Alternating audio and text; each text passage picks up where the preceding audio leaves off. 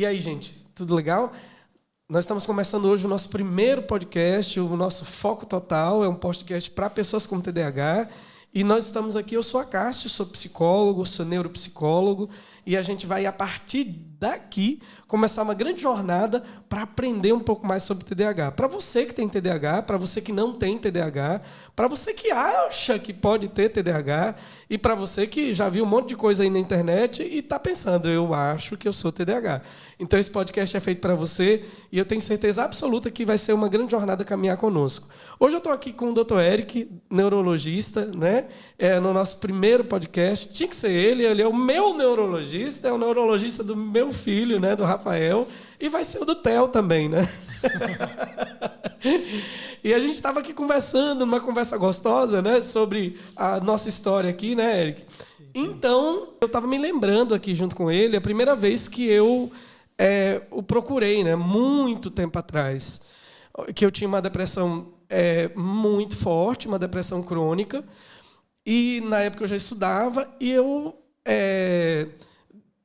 assim, quis tentar a última fronteira. Eu fui lá falar com ele desesperado, querendo tentar terapia de eletrochoque. Uhum. Lembra disso? É. E aí o Eric disse, não tem como, me explicou que não havia uma maneira, né, de estudar o cérebro, que eram as faculdades que faziam isso, né, os estudos cerebrais e tal, que no dia a dia, as máquinas de hoje, não tem como você fazer um estudo assim de morfologia específica e tal. E aí eu voltei para casa e tomando a medicação e tal, e aí tempos depois, acho que foi já mais 2 ou 3 anos depois, isso, eu voltei lá no consultório. E aí já era com um encaminhamento bem direto, né, do TDAH, e foi aí que a gente descobriu o TDAH. Eu sou psicólogo, eu sou TDAH também, e eu descobri o TDAH na terapia. Assim, interessante que a minha terapia não era nem TCC na época, era psicodrama, e a gente fez uma caixa de areia, que é uma técnica chamada sand play, e a gente escolhe um monte de bonequinho, e aí a gente coloca os bonequinhos lá e tal, e eu contei a história, e depois a gente conta uma história. E aí a gente vai interpretando a história a partir do inconsciente, né? Aqueles dados que são tirados ali do inconsciente, a gente vai interpretando a história. E a história era de um golfinho que era muito ativo, que era muito criativo, que fazia muita coisa, mas sempre esbarrava num monstro de pedra. E aí o monstro de pedra tinha 2 outras companhias, e era uma história assim bem mirabolante. E eu me lembro que a minha psicóloga na época, a Tatiana, disse assim, você sabe de quem é que você está falando, né? E aí eu percebi que eu estava falando de mim, e que tinha um monstro de pedra, que eu não sabia o nome dele. Uhum. E aí ela me perguntou assim, Cássio, você trabalha em hiperfoco? E aí foi a primeira vez que eu comecei a avaliar essas questões relacionadas ao TDAH e começar a perceber. E aí eu já fui lá contigo, aí você fez lá o ASRS, né? Uhum. Comigo e tal, e não, pela quantidade aqui, eu já saí de lá com a receita. Uhum. E assim, o interessante é que eu comecei a tomar a medicação e a depressão praticamente sumiu, acabou. Aquela depressão que era uma depressão constante e tal, acabou. E aí não precisei tomar mais. Eu me lembro que eu saí do teu consultório, quando eu tomei com a receita da Ritalina e com uma receita azul de Rivotril, 0,25, sublingual, lembra? E você disse assim, não, você toma em SOS. Uma crise de ansiedade. Uma crise de ansiedade, né? SOS, assim e tal. E venceu. A caixa de Rivotril venceu. Muito bom. Porque eu não tive mais crise de ansiedade, assim, como eu tinha naquela situação de ter tanto a depressão crônica quanto as crises de ansiedade, né? Uhum. Aí a gente estava falando da história real também, a Marília ligou para mim, Cássio, você está onde, né? E eu cheguei aqui atrasado. Eu estava 8h08 da manhã lá no banheiro e pensando assim, eu tenho alguma coisa importante hoje. Eu acho que alguma coisa séria, importante. Não, mas muito apropriado para um podcast TDAH. É engraçado. Então, primeiro agradecer o convite e até bom dia, boa tarde, boa noite para quem estiver assistindo. E é engraçado, assim, que eu até vejo o padrão assim, dos meus pacientes no consultório. Quando eu vejo assim, chegou atrasado, provavelmente o teu paciente tem TDAH. Aqueles que chegam no horário britânico, normalmente eles têm autismo, porque eles são extremamente inflexíveis. Então, um minuto de atraso já deixa eles ansiosos. É engraçado isso aí. É padrão. Já tava... É batata. Você veio já sabendo. Já é um fator de risco. Opa! Eu disse assim, não, tá, consulta 4 da tarde. Se eu sair de casa 10 para as 4, rapaz, dá não tempo. Tá conseguindo isso mesmo. Avaliar o tempo. E é o que passa na cabeça da gente. Quando eu comecei o processo de avaliação de um jovem garoto, e ele disse assim, eu não tenho noção de tempo, né? Quando eu estou fazendo a avaliação, eu acho que assim, quando eu faço as avaliações, eu acho interessante porque assim, é como se fosse, quando eles vão dizendo as coisas, elas são pequenas, mas pela minha experiência de ter vivido o TDAH, de viver o TDAH, quando eles dizem as coisas, eu já vou, olha, peraí, isso aqui tem uma coisa parecida aqui, né? Então eu vou associando. Aí ele disse assim, eu não tenho noção de tempo. Eu olhei assim para ele, lá dentro do meu coração fica com vontade de dizer, bem-vindo ao clube, amigo. Mas, Eric, há 15 dias atrás, eu tive conversando com um psiquiatra e ele me disse, olha, eu vou na contramão dos psiquiatras que eu conheço. Eu não acredito que o TDAH existe. Isso mesmo. E o que é o TDAH? Como é que a gente pode já começar assim, tentar tirar a dúvida das pessoas e começar a nomear, a dar uma ideia do que seja o TDAH? Tá. O TDAH é uma sigla, né, para transtorno, déficit de atenção e hiperatividade. Certo. É uma situação, apesar do nome déficit de atenção, ao meu ver, não ocorre um déficit de atenção, mas sim uma falta de calibração, vamos dizer assim, no sistema que vai fazer atenção no nosso cérebro. Então, você tem uma dificuldade de atenção, mas em que tem TDAH, a gente vê que é uma falta de atenção para coisas que não sejam do interesse. Então, pode ter dificuldade para prestar atenção na aula, em algo que ache mais maçante, mais chato. Então, para a pessoa pode ser uma tortura, ter que ficar parado, sentado na sala de aula, se for uma matéria que ele não gosta, por exemplo. Ele não consegue. E a questão da hiperatividade, que é essa inquietação. Em relação ao que eu estava falando dessa desregulação, é porque tem a questão do hiperfoco, que você até comentou, né? Já quem tem TDAH, quando tem algo que seja do interesse, a atenção é muito maior do que quem não tem TDAH. É extremamente alta. Eu tenho pacientes que já chegaram a ter desidratação, por exemplo, jogando videogame. De esquecer de tomar água, de esquecer de ir ao banheiro, esquecer de comer, que é um nível de atenção absurdamente alto. Então, não há, de fato, a rigor, um déficit de atenção, mas sim um desbalanço. Então, é 880. Para algumas coisas não tem atenção, para outras é uma atenção absurdamente alta. Entendi. Só tem atenção para aquilo. Você está dizendo isso. Quando você começou a dizer, eu disse, meu Deus, ele vai falar. Um negócio que os meus pacientes sempre falam, que a gente vê na internet aí, eu vi no Instagram uma vez, que muita gente fala, que algumas dessas pessoas que falam sobre TDAH, falam, e que eu acho assim, super errado, porque não bate bem com o que seja. Eu ouvi um desses blogueiros aí dizer assim, não, TDAH não é déficit de atenção, é atenção demais. Porque você presta atenção em tudo que está ao seu redor.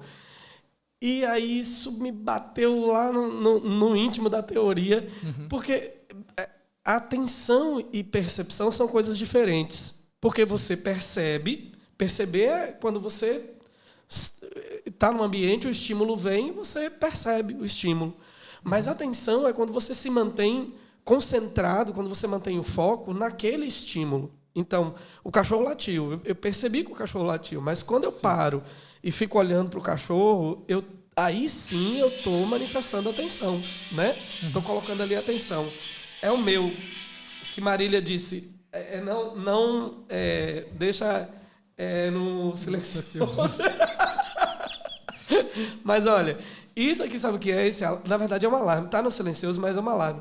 Porque às 10 horas eu tenho que ligar para um cliente que é um cliente TDAH, e aí às 10 horas eu tenho que ligar para ele para que ele pare tudo que ele está fazendo para fazer uma atividade específica que nós marcamos para esse horário. Nós estamos fazendo um treino, né, de organização, então aí eu ligo para ele, para dizer, hoje eu não vou ligar, né, mas eu ligo para ele para dizer, fulano, parou tudo? Está desligando o computador? Está fazendo a atividade? Porque até a terapia para a pessoa com TDAH é um pouco diferente do que é a terapia comum, né? Ganhar habilidades novas, compreender outras questões que são cerebrais, não é isso? Éric, me diga uma coisa, quais são os principais sintomas que a gente poderia dizer assim, ó, são esses sintomas aqui que a pessoa TDAH tem? Tá. Então, até para complementar o que eu estava falando em relação ao que era, né? Certo. Então, vamos dividir assim em 2 grandes domínios. Um da desatenção e o outro hiperatividade e impulsividade. Certo. Então, em relação à desatenção, dificuldade de manter a atenção em determinado tema, como falei, principalmente se for algo que não seja tanto do interesse. Dificuldade, por exemplo, de alternar a atenção. Então, a pessoa está ali concentrada fazendo algo, alguém vem e interrompe, ela tem dificuldade de voltar com a mesma, ela precisa de um tempo para poder se prestar atenção novamente. Entendi. Tipo assim, o que era que eu estava fazendo? Isso. Aí você vai precisar do tempo para se organizar novamente. Não vai ser assim tão rápido fazer 2, 3 coisas ao mesmo tempo. Entendi. Então, ela vai precisar de um ambiente bem favorável, sem distrações, para poder fazer aquilo.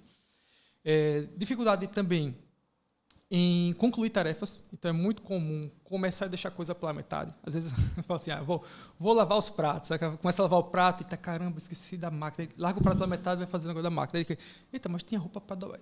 Quando vê, está um monte de coisa pela metade. Não consegue. Entendi. Quando volta para a pia, eita, nem terminei os pratos.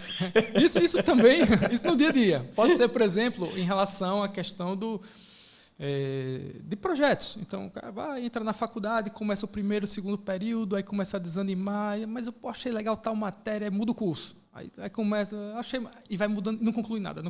Isso também é bem comum. E uma coisa assim, Eric, que você vai continuar falando sobre os sintomas, sim, mas eu queria assim, até elencar isso, que é uma coisa que os pacientes trazem muito para a terapia, que é assim, como eles são rotulados a partir dessas situações que eles vivem. Então, assim, por exemplo, o cara que não conclui curso nenhum, você não quer nada da vida. Você já fez tal curso, e você simplesmente não mantém, né? Então, assim, você é muito desleixado, você não presta atenção nas coisas, voador, você não dá valor, você não valoriza. Então, assim, as pessoas TDAH, elas vão receber... existem problemas de ordem emocional que são muito comuns que chegam no consultório. Por exemplo, baixa autoestima, pessoas que não conseguem viver sem a aprovação dos outros, porque, na verdade, a gente vai levando ao longo do tempo muitos nomes e a gente vai estabelecendo isso como algo real para a gente, né? Fazendo crenças sobre nós que somos assim, né? Então, além dessa questão de não conseguir fazer muitas atividades ao mesmo tempo, o que mais a gente poderia falar sobre sintomas de TDAH? Isso que você comentou, da dificuldade de ter noção de tempo. Então, você pode realmente acabar se atrapalhando muito, se organizando muito, desorganizando no dia a dia, porque você não consegue estabelecer tempo para cada tarefa, então você acaba pegando mais coisa do que deveria, assume algum compromisso e não consegue estimar mais ou menos quanto tempo vai precisar e acaba atrasando tudo, gerando muita ansiedade. Pronto, eu acho que da desatenção, principalmente, em relação também a o domínio seria da hiperatividade e impulsividade. Que hiperatividade é essa dificuldade de ficar quieto, então tem que ficar se levantando, parado, não consegue ficar parado, não consegue ficar imóvel em algum local, sentar um tempo para assistir uma aula, para ver alguma coisa, então tem que estar o tempo todo se movimentando. E que está acompanhado da impulsividade, que ele vai fazer as coisas meio que o que der na telha, meio de bate e pronto. Uhum. Então, veio na cabeça, acabar falando coisa que não devia, fazendo coisa que não devia, depois que para pensar nas consequências, algo do tipo. E acaba se envolvendo em muita situação complicada, né? Ou para sofrer, né? Na verdade, sim, depois, mas, né? Poxa, não devia ter feito isso. Só que aí já fez. Já falou. Falou na lata e, caramba, não devia ter falado, né? Não, eu quero minha demissão. E aí chega em casa e diz, eu não devia ter pedido demissão, né?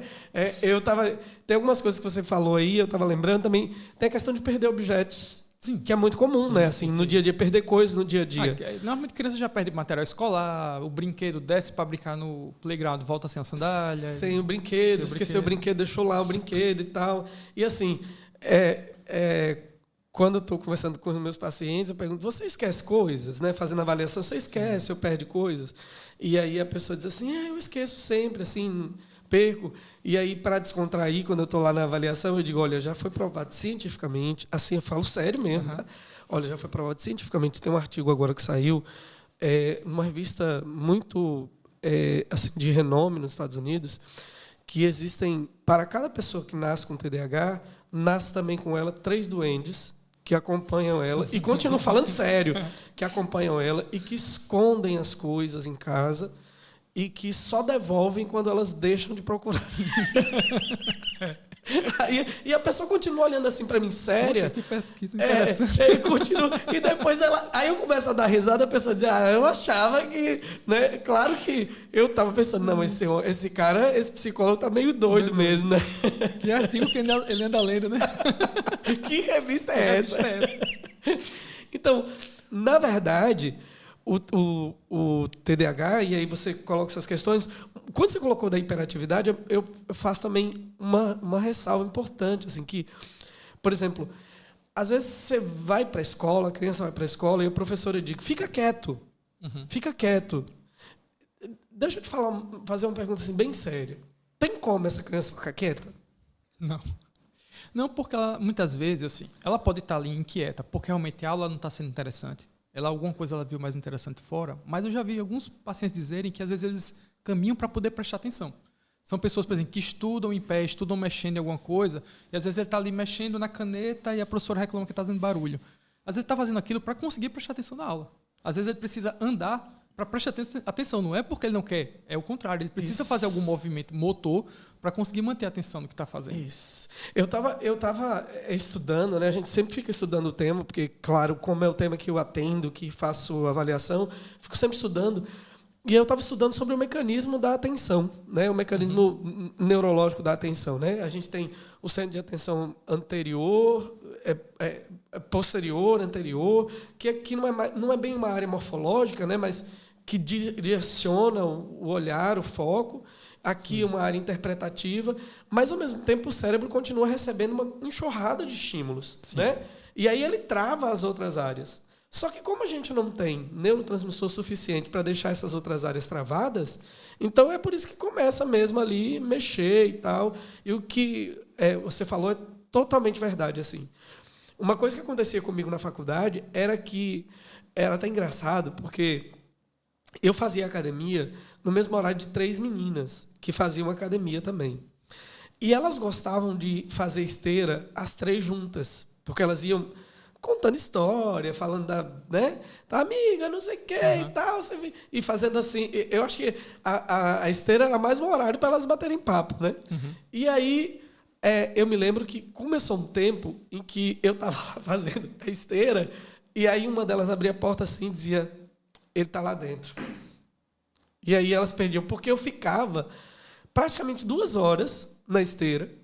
E o que era que eu fazia na esteira? Eu pegava meu celular, quando a professora estava dando aula, e eu deixava lá o celular na mesa dela, pedia a ela, claro, deixava o celular na mesa, e aí eu ia para a esteira e eu ficava ouvindo a aula.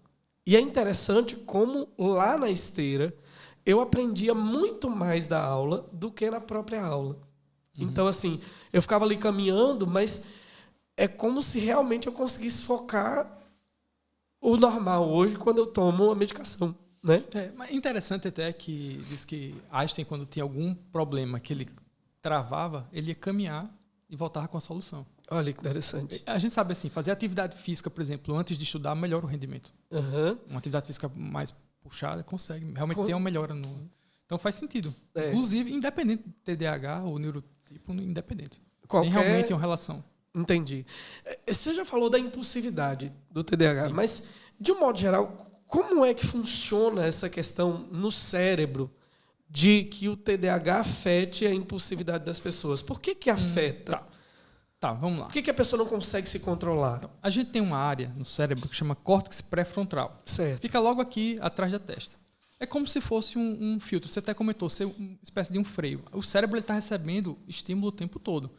Não só estímulo externo, quanto vem memória, audição, vem um monte de coisa está ali sendo produzida. Pensamentos. E a gente tem uma área que é esse córtex pré-frontal que vai servir como um filtro, como um mestre. Ó, agora você fala, agora é você. Ele vai selecionando o que é que vai estar no foco da atenção naquele momento. Entendi. Então, se a gente está aqui gravando aqui o podcast, ele vai parar, por exemplo, algum pensamento de alguma coisa que eu tinha para resolver daqui a pouco. Não, daqui a pouco você resolve isso. Agora você tem que fazer isso aqui. Em quem tem TDAH, esse maestro aí não funciona tão bem. Entendi. E você tem um monte de informação chegando ao mesmo tempo. E a pessoa não consegue focar numa coisa porque ela está vindo um monte de estímulo, de ideia ao mesmo tempo chegando. Então, ela tem dificuldade de manter isso, essa atenção. E essa área também, ela controla os impulsos. Então, por exemplo, se está aqui, vamos supor que a gente tivesse aqui um doce seu e eu tivesse com vontade de comer. Ele vai dizer, pô, não pega, deu a Cássio, não pega não. Dá aquela vontade, mas você não faz. E quando ele não está funcionando tão bem, você vai e faz depois que para pensar. Pô, não devia ter feito isso, mas já fez. Então, aquela área que diz assim, ó, não faz isso não, é também um pré-frontal, que não está funcionando de uma forma tão adequada em quem tem TDAH. Entendi. Inclusive, eu estava falando da hiperatividade, a hiperatividade também pode ser hiperatividade mental. Então, às vezes, você pode dizer assim, eu não sou tão inquieto, mas a cabeça está a mil. É um monte de ideia o tempo todo. A pessoa não consegue parar, por exemplo, para descansar. Não consegue, tem dificuldade de dormir. Não por insônia, mas porque quando deita para dormir, é um monte de ideia, de problema, de coisa vindo ao mesmo tempo. Então, pode ser mental também essa hiperatividade. Eu me lembro que eu estava conversando com você uma vez, você disse uma coisa que eu achei super valiosa e que eu assim, comecei a passar isso para os meus clientes. Você disse assim, olha, quando você tiver dificuldade de iniciar o sono, fica com uma agenda, um caderno do lado da cama, e aí você vai anotando aquilo que vai vindo, você vai anotando. E anota e vai deixando lá, anota, vai deixando lá, anota, vai deixando lá. E realmente funciona, porque parece que quando você anota, o cérebro já entende que você deu um andamento. Parece que o cérebro diz assim, olha, eu estou tranquilo porque já deu um andamento, já anotou aí e você já vai dar andamento a isso, e aquela ideia parece que sai dali, né? Lembrei da penseira do Harry Potter, né? Que o cara tirava lá os pensamentos dentro da mente dele. Então é mais ou menos isso mesmo, né? E a atividade mental, ela é muitas vezes confundida com ansiedade. Sim. Né? Qual é assim, a diferença? Qual seria a diferença, Eric, entre a hiperatividade do TDAH e a ansiedade? Na ansiedade, você vai ter, na verdade, vamos dizer assim, um sofrimento por uma antecipação de alguma coisa que possa vir a acontecer. Então, você tem assim, poxa, aqui não vai dar tempo, vai dar errado, vai ter problema. Você começa a sofrer por algo que nem aconteceu. Você já está criando um problema mental ali. Já está antecipando um possível desfecho negativo. No caso da hiperatividade mental, você vai ter, como falei, uma enxurrada de informação. Vai ter um monte de pensamento vindo ao mesmo tempo e você perde o controle do que você está fazendo. Você está tentando terminar uma atividade e não consegue, porque está toda hora vindo algum outro pensamento intrusivo ali durante a atividade. E pode ser pensamentos, inclusive, positivos. Né? Não necessariamente vai ser nada sobre vai ter algum problema. Pode ser alguma coisa legal que você queira fazer, que você viu, que você lembrou, alguma ideia legal, mas que veio num momento inapropriado e que vai tirar seu foco que você está fazendo ali. Então, você perde um pouco do controle do que das suas atividades e acaba gerando uma sensação de ansiedade. Entendi. É diferente do transtorno de ansiedade, que você vai começar a antecipar coisas ruins que talvez nunca venham acontecer. Entendi. Então, seria mais como essa perda de controle mesmo. É a sensação de perda de controle. Não consegue você não consegue fazer tudo que você tem para fazer, e aí você fica ansioso em relação a isso. Inclusive, o pessoal de neurociências fala que essa questão da perda de controle, ela gera muita ansiedade. E que é por isso que a gente tem o cérebro cria uma ilusão de controle para tudo que a gente vai fazer, como se a gente tivesse sob controle, para aquilo gerar um conforto. Então, eu sei o que é que vai acontecer em seguida. Isso é meio falacioso, a gente não sabe o que vai acontecer, sim, né? Sim. Mas para a nossa mente isso serve como um conforto maior, né? É verdade. A gente vê isso na clínica. Assim, e, por exemplo, alguns testes, tem a escala AD, por exemplo, que é uma escala que ela faz a medição de sintomas de depressão e ansiedade. Ela foi criada no hospital para ver clientes com câncer que estavam ali no hospital, se eles estavam tendo esses sintomas. Mas é uma escala super validada e maravilhosa para fazer uma primeira avaliação do que é sintomática de ansiedade. Mas na própria escala, A gente tem coisas que, por exemplo, a escala diz assim, eu fico com a mente sobrecarregada com muitos pensamentos. Aí eu olho a escala, olho o TDAH e eu digo, peraí, é difícil. Aí a escala diz assim, eu não consigo ficar parado por muito tempo. Né? São sintomas muito parecidos às vezes, né? Mas tudo está na dificuldade. A ansiedade é uma questão de querer ter controle de alguma coisa, ou pensa que alguma coisa ruim vai acontecer, enquanto no TDAH a gente tem uma dificuldade de organização, uma dificuldade de manter o dia a dia como deveria ser mantido, né? E isso vai gerando focos de ansiedade. Me diz uma coisa, Eric, tem uma idade específica que a gente pode dizer assim, vamos procurar o TDAH? Porque assim, é muito sofrimento para uma pessoa que leva o TDAH a vida toda para ser diagnosticado enquanto adulto. É muito sofrimento. Eu, assim, falo que quem tem TDAH e é diagnosticado na vida adulta é um grande guerreiro. É um cara ou uma mulher que pode ter certeza que Mulher Maravilha e Super-Homem estão lá embaixo diante dessas duas pessoas. Porque conseguir... por exemplo, fazer faculdade com TDAH, fazer pós-graduação com TDAH, e tantas outras coisas que pessoas adultas com TDAH acabam conseguindo, é muito difícil. Então, que idade seria interessante para começar um processo de avaliação se a pessoa tem TDAH ou não? Normalmente, o diagnóstico a gente dá a partir dos 4 anos de idade. Mas, claro que você vai ter alguns sinais antes, entendeu? Normalmente, isso vai acontecer quando a criança entra na escola, porque vai ter algumas atividades que vão pedir que ela faça sentada, que ela vai ter interação com outras crianças com mais frequência, e aí, muitas vezes, a professora que vai ter alguma percepção de diferença em relação aos coleguinhas. Entendi. Mas antes já pode ter os pais já podem perceber algum grau de desatenção.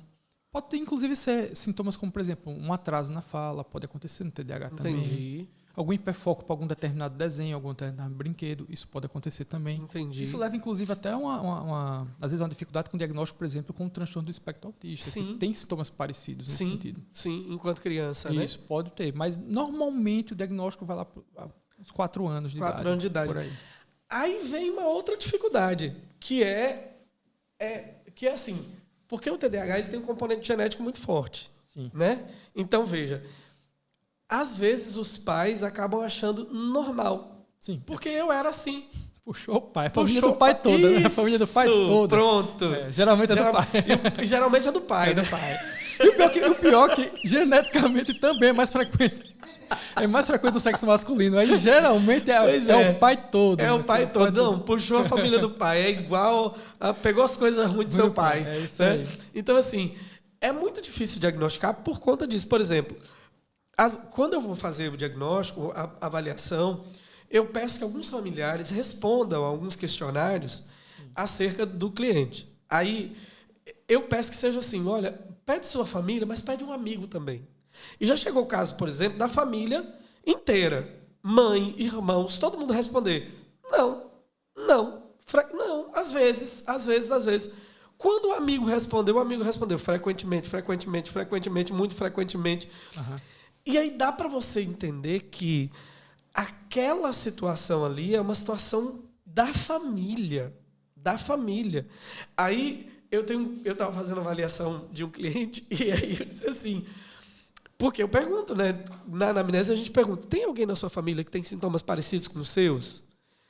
Aí o cliente parou e fez assim, Cássio, na minha família, acho que a única pessoa diferente é meu pai. Eu disse, é diferente? Por que é diferente? Não, porque meu pai é super assim, super zen. Ele, por exemplo, as coisas, amanhã tem alguma coisa para fazer e tal. Eles, não, gente, amanhã a gente pensa, mas a gente resolve isso. Não vamos tomar nenhuma decisão hoje. Não, já minha mãe não, minha mãe lá vai logo, quer tomar decisão e tal, minha mãe quer fazer tudo no mesmo dia. E eu fiquei ouvindo ele, né? E ele diz, não, meu pai, Ele diz, não, hoje a gente vai fazer isso, amanhã a gente vai fazer aquilo, amanhã a gente vai fazer... A gente vai viajar, a gente vai fazer assim, ó. E aí o meu pai já mantém uma organização assim e tal. Minha mãe não, minha mãe quer fazer tudo louco. Tem que fazer as compras, que tem que fazer não sei o quê, que tem que fazer não sei o quê, colocar gasolina no carro, não sei o quê, não sei o quê, não sei o quê. E eu fiquei olhando assim para ele, e aí eu brincando com ele, claro, né? Eu dei risada e disse assim, amigo, eu acho que a única pessoa que não tem TDAH na sua casa é seu pai. Porque, na verdade, todas as outras pessoas manifestavam esses sintomas, né, de TDAH. Então, assim, agora, o que causa o TDAH? A gente pode pegar TDAH? Não. Não, TDAH é interessante até para a gente falar saiu um CID novo, né, que é a Classificação Internacional de Doenças. O CID anterior, o CID-10, ele ainda está em uso. O TDAH era classificado junto com os transtornos de aprendizagem, porque tem muita relação com essa questão escolar. No CID novo, já mais próximo do que tem no DSM, o TDAH está junto do transtorno do espectro autista como transtorno do neurodesenvolvimento. Sim. A criança, na verdade, ela já nasce com TDAH. Isso é uma alteração no desenvolvimento ainda no útero. Na maior parte das vezes, genético. Você pegar artigos mais antigos, eles falavam assim, 50% dos casos eram genéticos, 50%. Hoje em dia está mais de 85%, se não for mais. Porque muitas substâncias que eram associadas com o desenvolvimento de TDAH, como o uso de antidepressivos pela mãe, tudo, depois, fazendo estudos maiores, eles viram que, na verdade, as mães tinham TDAH e por isso usavam essas medicações. E não que a culpa seja da medicação. Entendi. Porque quando eles separavam as mães com TDAH das mães que não tinham TDAH e usavam por ansiedade e depressão, a frequência era muito maior nas que tinham TDAH. Ou seja, essa frequência genética é muito mais alta do que se pensava. Entendi. Então, eu acredito que vai ser até maior que 85% do que exposição. Mas pode ter também por exposição à medicação, infecções que a mãe tem desenvolvido durante a gravidez. Mas, assim, até pela prática clínica, grande parte, a maior parte, tem algum caso na família. Algum caso não diagnosticado. Sabe? Meu tio, irmão do meu pai é assim, só que ele não aceita, nunca foi para nenhuma consulta, mas é igualzinho. Meu pai é assim. Essa história a gente escuta muito. Entendi. Eu acho que o TDAH ainda é muito subdiagnosticado. O que você acha disso? Então, agora o pessoal está falando, está na moda, está na moda ter TDAH, está na moda ter autismo. Na verdade, quando a gente pega estatística de países desenvolvidos, o índice de diagnóstico, o número de diagnóstico é muito maior que o daqui do Brasil, que mostra que aqui, na verdade, é um subdiagnóstico. Está tão assim em voga porque está se falando mais em rede social, esse tipo de... Alguns famosos estão revelando isso. Então fica parecendo que está todo mundo com um quadro, mas a gente sabe que tem um diagnóstico ainda, tem muita gente que está passando batido aí. Entendi. Veja, uma coisa que aconteceu, e inclusive aconteceu recentemente, uma cliente minha veio para fazer a avaliação encaminhada pela nutricionista. Veja quem encaminhou para fazer uma avaliação de TDAH. A nutricionista. Eu achei isso maravilhoso, maravilhoso. Assim, eu não sei o nome da nutricionista, ela é daqui de Aracaju, mas eu assim, aplaudo essa menina, essa moça, porque ela, quer dizer, ela percebeu que essa cliente tinha dificuldade de controle, mas não era uma compulsão, não era uma coisa, era alguma coisa de outra ordem. E aí ela disse, olha, pode ser TDAH, e aí encaminhou. E realmente foi muito claro, assim, quando a gente começou a conversar, na primeira sessão, geralmente, eu faço a entrevista semi-estruturada. Então, aberta, né? Para ir ouvindo a pessoa, deixando a pessoa falar. Faço uma pergunta e aí eu jogo a pergunta e deixo ela falar. E aí, a partir daquilo, eu vou pegando alguns pontos ou não, refazendo a pergunta, modificando, para ir tendo certeza, né? Então, assim, de um modo geral, acaba acontecendo isso. Por exemplo, pessoas que não conseguem controlar a comida, não conseguem controlar a compra, não conseguem controlar uso e abuso de drogas, ou álcool, ou cigarro, outras coisas compulsão assim. Sexual. Compulsão sexual, né? Então, a gente vai ter aí um monte de gente que tem dificuldade, que assim, eu já até discuto um pouco que o TDAH não é uma compulsão específica, assim. Eu acho que fica num negócio assim, fazer muito e compulsão. Fica entre isso, fazer muito e compulsão. Não é normal, mas também não é compulsão. Fica entre, passou do limite, E porque fica flutuando muito, assim, né? É até interessante você falar isso, que eu vi recentemente uma discussão sobre como a gente vê hoje os transtornos mentais.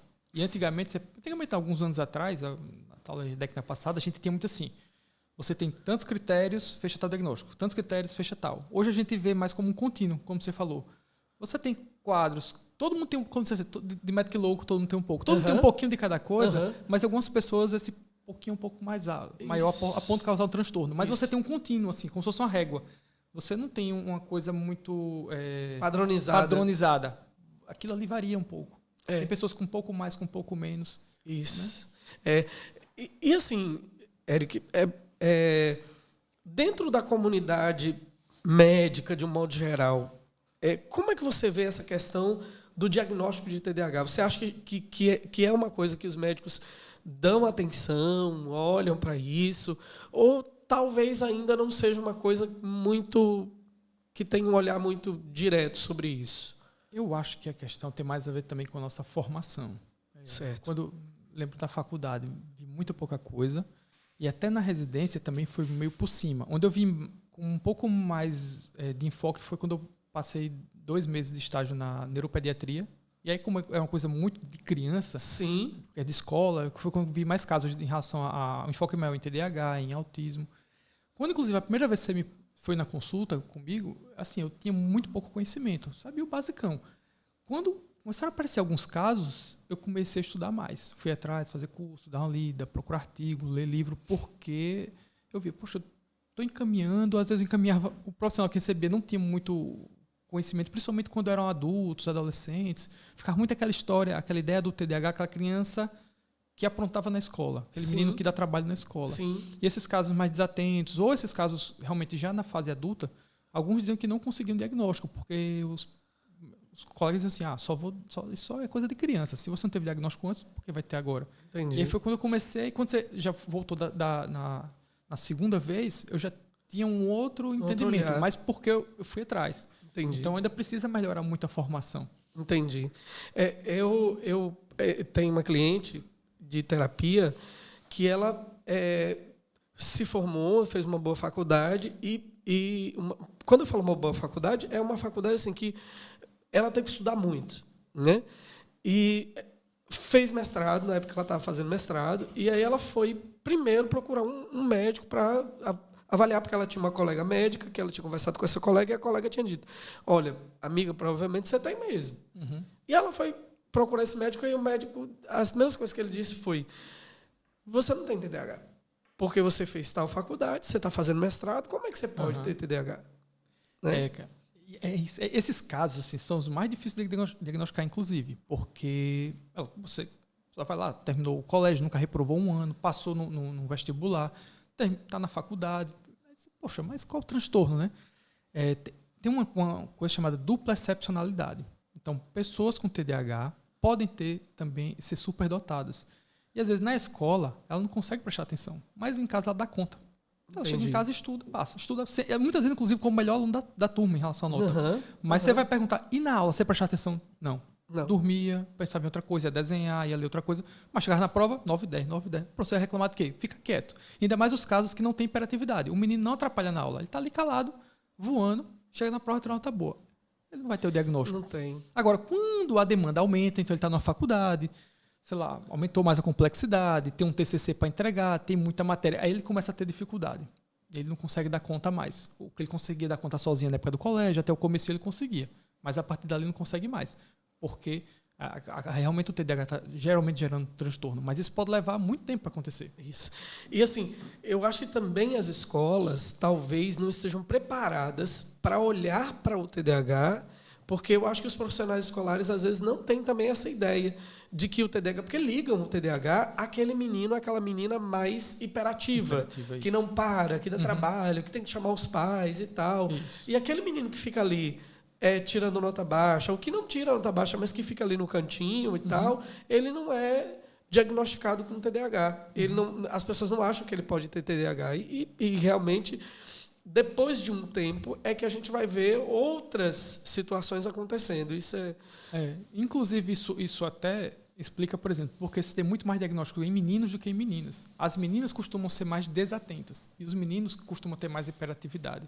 Então, as meninas não atrapalham tanto. As que atrapalham, a escola logo chama os pais para procurar uma avaliação. Sim. Mas as que ficam ali quietinhas, mesmo que tira nota baixa, mas não atrapalha ninguém. Não deixa ela ali esforçadinha e deixa ela lá. E aí ela vai atrasando. A mesma coisa, você pega estatísticas mais antigas, mostram um valor assim, 4 vezes mais alto o risco de TDAH em meninos que em meninas. Mas hoje em dia isso tem reduzido, porque estão vendo que, na verdade, muitas meninas estavam passando batido porque só eram desatentas. Entendi. Então, ninguém chamava atenção para isso. Os meninos, sim, porque atrapalhava. Porque eles... assim, tem uma coisa que eu acho... Eu costumo dizer isso, que mulher com TDAH sofre mais que homem com TDAH. Porque, veja, a menina com TDAH, ela tá lá jogando bola com os meninos. Aí o que a mãe, o que o pai faz? Você não é menino, você é moleque macho, vai ficar jogando bola com os meninos, não vai jogar bola. Porque ela não aguenta ficar brincando de bonequinha ali, sacudindo bonequinha no colo. Isso para ela é muito pouco. Ela quer subir em árvore, ela quer correr, ela quer andar de bicicleta. E é por isso que ela vai brincar com os meninos. Porque são os meninos que têm esse tipo de brincadeira. Né? Então, a menina vai dar cambalhota. Menina, não dê cambalhota, todo mundo tá vendo sua calcinha. Então, já começa por aí, fazendo essa menina que tem uma hiperatividade se adequar ao que a sociedade quer. E aí ela começa ali, ficar roendo unha, ficar puxando o cabelo, mexendo no cabelo, porque ela não consegue, porque na verdade ela queria estar dando cambalhota, ela queria estar correndo, né? E aí essa hiperatividade tem que sair por algum lugar. Né? Então essa criança vai acabar lá, roendo unha, puxando cabelo, mas e a mulher com TDAH também. Porque, veja, a sociedade cobra que a mulher seja uma pessoa organizada, é ela que faz as compras, é ela que cuida dos filhos, é ela que... Então, você imagina para a mulher com TDAH como é isso. Né? Então, assim, a sua casa é uma bagunça. Seus filhos, você esquece de levar os filhos, você esquece a atividade dos filhos, você... Sabe, assim, porque se espera muito da mulher ainda hoje. Então, eu acho que a mulher com TDAH acaba sofrendo muito, e é por isso que elas entram talvez mais em crise de ansiedade, mais em depressão do que os homens, né? De certa forma. Eu não sei se isso tem a ver, acho que não tem estudos assim, mas é a avaliação que eu faço dentro da clínica mesmo, que eu percebo. Mas acaba contribuindo bastante, né? Muito, muito mesmo. Então, assim, tem diferença? Uma pessoa com TDAH tem diferença de outra pessoa com TDAH? Por exemplo, eu tenho TDAH. Eu faço tudo que outras pessoas têm TDAH? Fazem também ou não? Tem tipo de TDAH? Não. Como é isso? Tem tipo e vão ter algumas particularidades. Certo. Né? Então, a gente divide assim 3 tipos principais, vamos dizer assim. Eu falei, são 2 domínios, né? A desatenção e a hiperatividade e impulsividade. Tá. Então, você vai ter o tipo desatento, então a questão da hiperatividade não vai ser tanto um problema, pelo menos a hiperatividade motora, vai ser mais a desatenção. Mas alguns desses tipos desatentos têm hiperatividade mental, é porque eles nunca se deram conta. Quando você pergunta, que ele vai dizer. Você tem o hiperativo, em que não necessariamente ele vai ter desatenção, mas é mais uma questão motora de inquietação, se levantar, estar fazendo alguma coisa. Sim. E você vai ter o tipo misto, que vai ter as duas coisas. Vão ter tanto sintomas de desatenção quanto sintomas de hiperatividade. Vão estar ali mesclados. E hiperatividade, quando eu falo hiperatividade e impulsividade juntos. Entendi. E cada pessoa tem os seus desafios próprios. Então, os hiperfocos também são... Imagina só, o hiperfoco pode ser uma bênção ou uma maldição. Por exemplo, eu cito um caso que eu vi do Michael Phelps, um nadador, que ele tem TDAH. Até os 14 anos era um problema na escola, tudo, até que ele foi para a natação. E ele, um hiperfoco para a natação, e ele podia ser chuva, sol, final de semana, feriado, sábado, domingo, ele estava nadando. Então, para ele, o hiperfoco na natação foi algo positivo. Ele se tornou... Ele sozinho ganhou mais medalha que muitos países na natação. Uma coisa absurda. Mas, sei lá, se o hiperfoco do menino é para jogar LOL, isso, a não ser que ele vai entrar numa coisa profissional e ganhar alguma coisa, vai ser só um problema, porque ele vai deixar de estudar, vai deixar de socializar, vai ser reclamação, que só quer saber de videogame. Então, depende também para onde o hiperfoco vai. Entendi. E se o hiperfoco, por exemplo, for para estudar, pode ser o menino que vai ter as melhores notas da sala. Olha aí. Ele não vai prestar atenção na aula, mas ele em casa, por interesse, vai estar sempre estudando e vai ter notas boas. É uma coisa interessante, porque quando a gente está fazendo a avaliação neuropsicológica, o que acontece? A gente faz a avaliação aí, atenção concentrada abaixo da média. atenção alternada abaixo da média, atenção dividida abaixo da média, memória acima da média, inteligência acima da média. E aí a gente vai entender por que essa pessoa não tem problema de aprender. Sim. Porque, na verdade, ela não precisa que a professora fique repetindo 10 vezes aquele assunto. Numa leitura ali, ele consegue pegar. E eu me lembro que o que acontecia comigo na faculdade é interessante, porque, assim, veja, eu não estudava. Eu, assim, pegar um texto, assim, ler... Depois que eu descobri que eu tinha TDAH, que eu tomei a medicação, foi a primeira vez que eu li um livro inteiro. Eu me lembro, você me disse isso. Você voltou para dizer, eu consegui ler um livro inteiro. Eu voltei para dizer, não foi? Eu voltei para dizer. Consegui ler um livro inteiro. Eu chorei, cara. Eu lembro disso. Eu chorei quando eu li o livro inteiro, quando eu fui até a última página, assim, isso até hoje me emociona, porque quando eu cheguei na última página, assim, eu disse, cara, eu fui até o final, foi até um livro de Rubem Alves, um livro de poesia de Rubem Alves, e eu chorei porque eu disse, eu fui até o final. Sabe, assim, isso para mim foi uma coisa... E aí, como era que eu passava nas provas? Sempre que a gente ia fazer prova na faculdade, antes da prova, tinha um grupinho que ficava ali do lado das pessoas que sempre estudavam, daqueles CDFs, né? E eu ficava ali de butuca, né? E aí o grupinho começava a conversar, porque tem isso, não sei o quê, e eles repassando tudo. E aí uma coisa que eu não sabia, eu perguntava, isso aqui é como? Aí a pessoa dizia, não sei o quê. Pronto, gravei. E aí eu nunca tirava menos que 9. Era muito raro, assim, minha média ponderada da faculdade ficou 9,6. Caramba, então, parabéns. Era 9,10, 9,10, 9,10, assim. Ficava muito chateado quando eu tirava um 8. Mas era assim. Era desse jeito. Eu chegava lá do lado e as pessoas começavam a dizer, e como é isso aí? E esse jeito é como? E isso aqui é como? E as pessoas... Não, claro que eu tive hiperfocos, né? Psicanálise foi um hiperfoco. Né? A minha professora de psicanálise, ela dizia assim, Cássio, quando eu vou corrigir isso, eu corrijo a prova de todo mundo. Quando eu deixo a sua por último.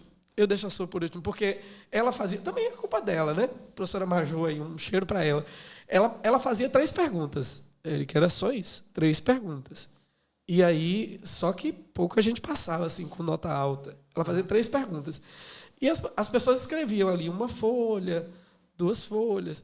E aí eu pegava 10 folhas. Eu escrevia 10 folhas na prova de Maju. Ela dizia, Cássio, quando eu vou corrigir sua prova, eu digo, lá vem o tratado. O tratado, porque assim, eu tive hiperfocos. Esse caso que você falou do hiperfoco é engraçado. Esses dias eu terminei de atender o pessoal, já era noite, a Ritalina já tinha ido embora já há muito tempo, e eu estava cansado, eu cheguei no sofá e fiquei, né? Olhando lá os rios. De repente apareceu um cara falando de abelha sem ferrão. Abelha sem ferrão. E eu fiquei olhando aquilo. Que legal. Fui para a página do cara. Que legal. Abelhas. Olha que legal criar abelha sem ferrão. Maravilha isso. E aí, 10 horas isso. 10h30, 11 horas. E eu lá, abelha sem ferrão. Cara, que legal. Eu vou criar abelha sem ferrão. Sabe? Eu comecei já a pensar tudo. Eu tenho um quintal grande, tem pé de manga, eu vou criar abelha sem ferrão, vou criar. E aí fui para o YouTube e aprendi como era, quais eram as melhores abelhas, quais as variedades daqui de Sergipe, e não sei o que e tal. E aprendi. Se quem quiser, eu dou uma aula sobre criação de abelhas sem ferrão. Na hora que eu entrei no Mercado Livre para comprar a caixa de abelha e as outras coisas que precisam, na hora que eu entrei no Mercado Livre, eu disse, é um hiperfoco. Onde é que eu vou criar essa abelha? Eu tenho um paciente que ele teve hiperfoco uma vez por Harley Davidson. E aí ele entrou no clube da Harley Davidson, comprou jaqueta, comprou tudo. Até que ele parou e eu não tenho dinheiro para comprar uma Harley Davidson. Depois de dias, ele já tinha escrito um bocado de coisa. Já tinha material em casa, sabia tudo das motos. Ele não tem dinheiro para comprar uma moto. Cara, eu não pensei no mais óbvio, né? Aí depois do hiperfoco todo, ele disse, aí mudou o hiperfoco por outra coisa. Gente, e assim, é muito engraçado isso. A gente dá risada. Eu sei que causa muita dificuldade para as pessoas no dia a dia. Não, ele contando foi engraçado, mas é claro que antes disso não foi tanto. Não, mas assim, eu acho, Eric, assim, que a gente tem que aprender a levar as coisas com leveza. Porque é o que é. É o que é. Esses dias uma cliente minha ligou para mim dizendo assim, chorando, dizendo assim, Cássio, eu fiz um concurso e aí passei no concurso e tal, e aí eu esqueci a data de ir lá fazer a coisa. Era um concurso que ia mudar a minha vida, e ela chorando. E eu disse assim, eu não vou passar a mão na sua cabeça. Pode chorar, é difícil, está doendo, é difícil, era um concurso que ia mudar a sua vida. Pode chorar, chore muito, mas só chore hoje. Chore amanhã, porque o TDAH vai seguir você a vida inteira. Porque eu só faço... E aí, né? Eu só faço isso, eu sou uma pessoa que... A vida inteira eu tenho feito isso. Eu disse, para de ficar jogando para você esse menosprezo, essa menos-valia. E tal. Não vou deixar você fazer isso, não. O TDAH vai acompanhar você o resto da vida. Ou você entende isso, ou então né, você vai sofrer a vida inteira se achando a menor pessoa, a pessoa mais... Né? Então, assim, eu não passo a mão. Às vezes, quando o cliente já é mais... Claro, o cliente de terapia já é mais... A gente já tem uma afinidade maior, eu tiro o band-aid sem pensar, eu tiro logo. Como você já tem TDAH, é bom que você tem propriedade para falar. Pois é, e aí eu digo, não vai sofrer a vida inteira. Até porque... E aí eu contei para ela. Teve um concurso aqui da Prefeitura de Distância para psicólogo. Sim. E eu fiz o concurso da Prefeitura de Distância. E eu consegui passar no concurso. E eu esqueci o dia de levar os documentos. Só isso. Esqueci o dia de levar os documentos. Um detalhe. Um detalhe simples. Aí chorei porque tinha passado no concurso, chorei. E no outro dia estava de pé de novo, porque é isso. É isso. A gente não vai ter uma solução mágica, é igual usar a medicação. Né? Como é que as pessoas chegam no seu consultório pedindo medicação? Eles acham que a medicação vai ser assim Você acha... Às vezes eu penso, eu não sei se você tem a mesma impressão que eu, mas às vezes eu acho que as pessoas acham que a medicação vai ser uma coisa mágica, assim, que vai revolucionar a vida deles. Algumas pessoas acham. E é um misto. Né? Tem aquele paciente que vai e ele quer o diagnóstico, mas não quer a medicação, porque ele tem medo de ter dependência, de ter algum efeito colateral, alguma coisa assim. E tem aqueles que acham que vai ser uma mágica, que ele vai tomar a medicação e vai ficar hiperinteligente, foco, tudo vai se organizar. Ele vai chegar em casa, a agenda dele vai estar tudo pronto, tudo organizado. Só, olha, a medicação é uma ferramenta, vai melhorar a sua atenção, seu foco, diminuir compulsão, vai melhorar um pouco a sua ansiedade. Beleza. Mas quem vai ter que organizar a sua vida vai ser você. É você que vai ter que fazer isso, entendeu? É o seguinte, como se você tivesse uma escalinha aqui, você tem uma pessoa neurotípica, sem TDAH, e quem tem TDAH. A medicação é igual aos dois, mas os dois vão ter que se organizar. Senão não vai dar certo. Você vai ter que ter um planejamento, você vai precisar de um psicólogo para te acompanhar, isso aí você vai ter que fazer. Agora, sim, é como eu falo, o problema da desatenção, isso é fácil de resolver. Você resolve com um comprimido, mas é só a desatenção, o foco, é isso. Mas a organização é você que tem que fazer. Outra coisa, Eric, como é que age? Como é que a medicação para TDAH age? Assim, qual é o mecanismo de ação dela? Como é que ela age no cérebro? Por que funciona? Porque, assim... É um psicoestimulante, né? Parece uma coisa totalmente, como é que eu posso dizer assim, sem lógica. Como é que você, uma pessoa com hiperatividade, vai tomar um psicoestimulante, uma coisa que vai estimular? Então, me explica pra gente como é que funciona isso. É interessante, no livro do Exorcista, quando a menininha lá... Você assistiu o filme? Assisti. Pronto, ela estão fazendo tomografia, fazem um cada exame, e aí eles olha, eu acredito que ela tenha TDAH. Aí vou passar metilfenidato, que é um psicoestimulante. Eles, mas ela já está subindo pelas paredes, tá, vai estimular mais, né? Sim, mas você vai estimular uma área específica. E ele fala isso, interessante.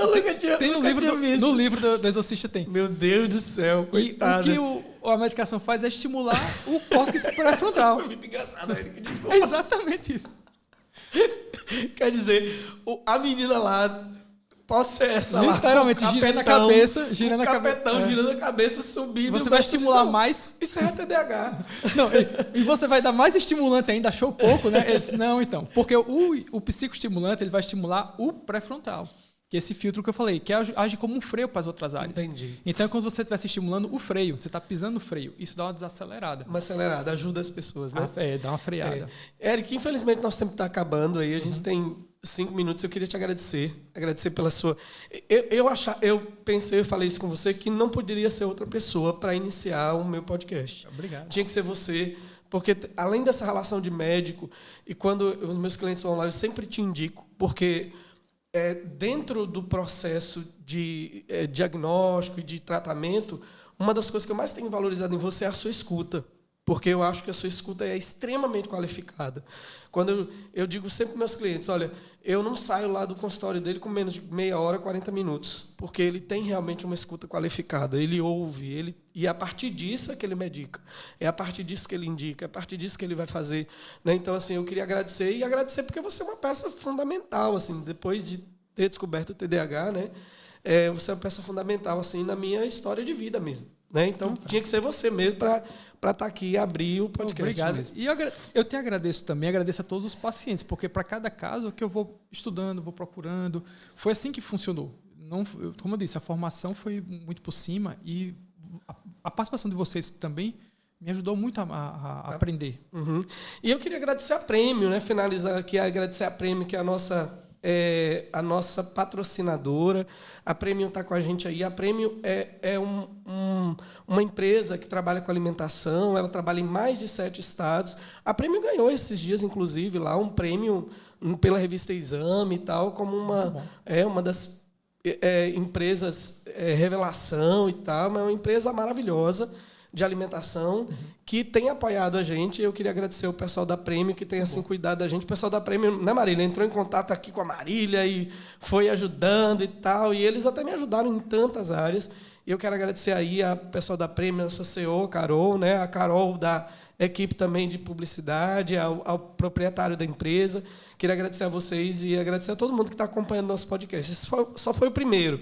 Né? Nosso próximo episódio a gente vai falar sobre os mitos e verdades por trás do TDAH. O que é verdade e o que é mito? O que realmente acontece e o que é mito disso? Então, a gente já viu hoje que é mito que quem está com o capetão subindo pela parede não tem TDAH. Não, ela não tinha TDAH, ela só estava possuída.